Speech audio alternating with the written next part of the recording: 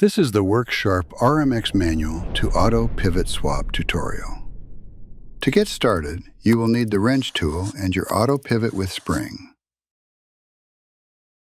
Open your knife to about 45 degrees. Loosen the pivot screw with the wrench tool until you feel it click. Press out the manual pivot and the bearing. Set these aside as you will not need them for the pivot swap. Note the alignment slots in the auto pivot that locate over the handle tab.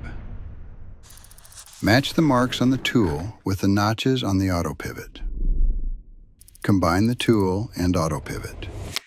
The magnet in the tool will secure them during assembly. Be sure to insert the auto spring leg into the blade pocket. Note the auto spring leg in the blade pocket. During this process, keep light pressure on the pivot screw from the other side.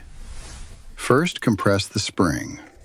Then, rotate clockwise until the notch clicks onto the tab in the handle. For faster deployment, use the tool to slightly lift up and rotate into position 2. Keep the auto pivot depressed with one hand while removing the tool. Press the button to extend and recenter the blade. Tighten the pivot screw down snug. The pivot should be tight enough that the blade will not deploy when the button is pressed. Incrementally loosen the pivot screw until the blade fully deploys.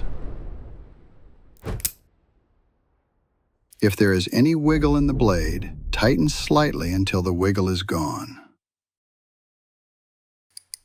Your Work Sharp RMX knife is now in automatic mode.